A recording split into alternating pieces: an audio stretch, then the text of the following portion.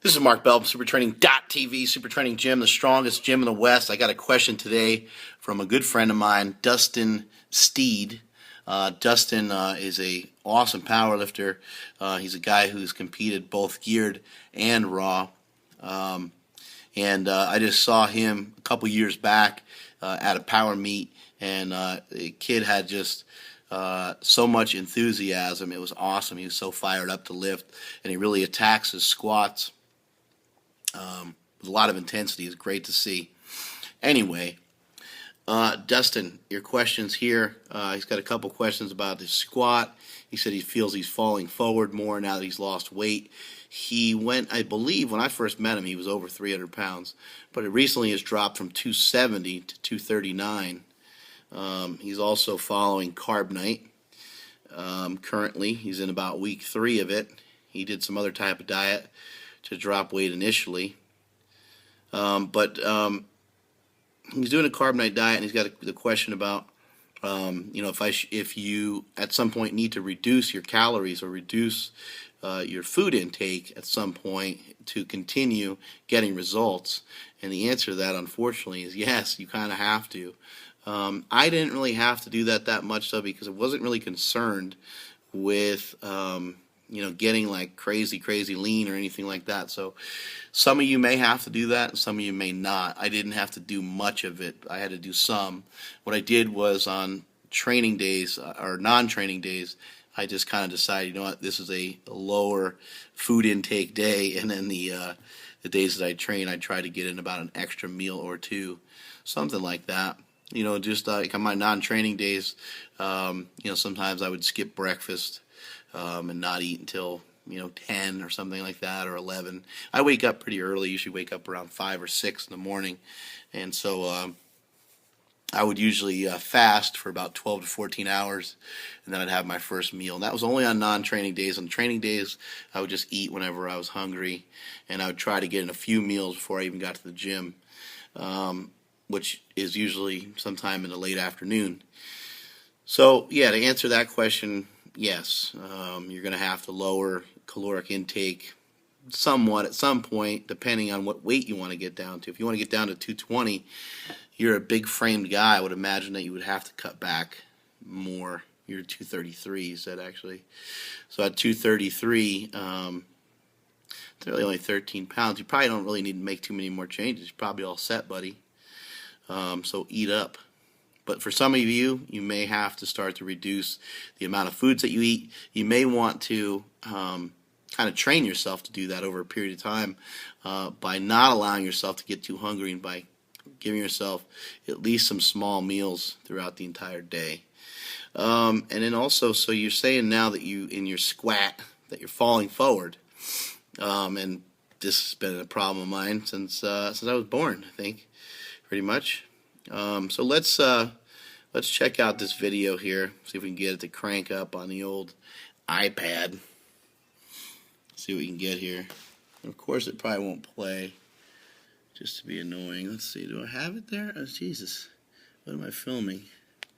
This isn't easy, Sick Batman shirt, by the way.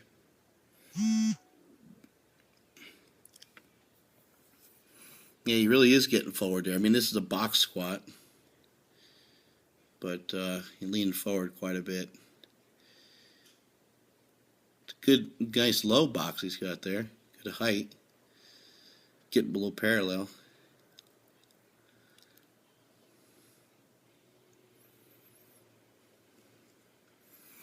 All right, what I'm seeing is he also sent me a video of a regular squat, which ended up looking... Oh, this might be the regular squat right here. Am I picking that up?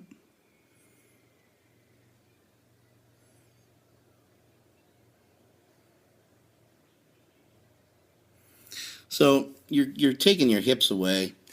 What he's doing there, he's got a side view of it. I'll show you here again. What he's doing here is right here on the hips, he's kicking his hips back really far. His hips are really far away from where the barbell is. The barbell is kind of over his knees, but look how far back his hips are. He's got no choice but to kind of lean around with that, lean forward like that. So Dustin Steed or Dustin Speed or whatever the hell. Dustin Speed. It's a great name, by the way. Why couldn't I have a good name like that? Anyway, you're leaning forward because you're setting yourself up that way. You're taking your hips away. It's almost as if somebody's got a band attached to your hips and they're just pulling it back as you're going. You would have no choice but to lean forward in order to do what? Keep your balance, not start to stumble backwards, right? So you have to lock your hips in better. If I was you, and I'm glad I'm not, but if I was you, I would watch Dave Hoff. Check out some videos of Dave Hoff doing his squats. When Dave Hoff did his 1,200-pound squat, it was pretty unbelievable. He kept his belt line visible throughout the whole lift.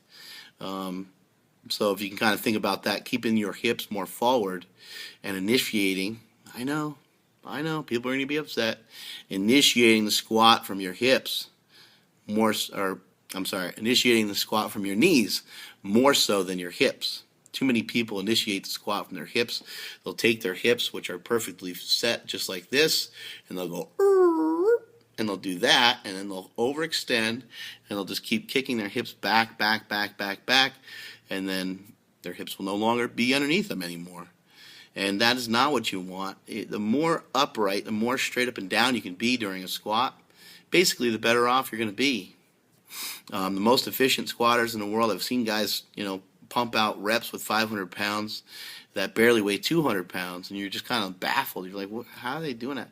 They're doing that, and these are kind of like Olympic lifters, but they're doing that because they're staying so upright. They're so efficient at getting to parallel. They get to parallel way before you and I do, or way before your average Power Project Army soldier does. But you got to keep in mind, you're trying to be as efficient as possible. The wide stance squat and some of the maneuvers that people do in powerlifting gear are quite a bit different than what you should be doing without powerlifting gear on. So play around with that. Keep those hips forward. Initiate your squat from your knees a little bit more. You can watch some of my videos. I try to do it. Who knows if I do a good job of it, but it's something I try to do. And losing weight is a kick in the balls. But congratulations, man! You look a lot better than your fat, bloated self. Losing weight is a real kick in the nuts. It's a real bastard to your strength. Everybody should always be aware of that. That when you lose weight, when you lose a significant amount of weight, not just 10 pounds and not 20 pounds in the course of a year, but if you lose 30 or 40 pounds in a fairly short period of time, you're going to lose some strength. And in some cases, it changes your leverage, it changes your body. My body right now has changed pretty much kind of forever, I think. I think my body has I not only lost weight, but my body has changed. My mechanics have changed. The way I move has changed. So it's really strange. I'm trying to find these spots to push off of, and they're just not there anymore. And imagine, Dustin, that you're experiencing the same things. And it looks like you need a new belt because your belt's not fitting anymore either. Work on training up your stomach a lot. Heavy ab work. Any sort of static ab work would be suggested. Heavy sit-ups of some kind. You know the exercise. You've been around a long time. But any sort of heavy sit-up you can do would be great. The best way to do a sit-up, I think, is on the ground, latching your feet, underneath a power rack somewhere and doing almost like a spread eagle sit-up. It's very hard to set up, and it's kind of a pain in the ass to set it up. But any sort of weighted exercise, weighted sit-ups, side bends, any of that kind of stuff is going to be fantastical for you. All right, Dustin Steed, I'll catch you later.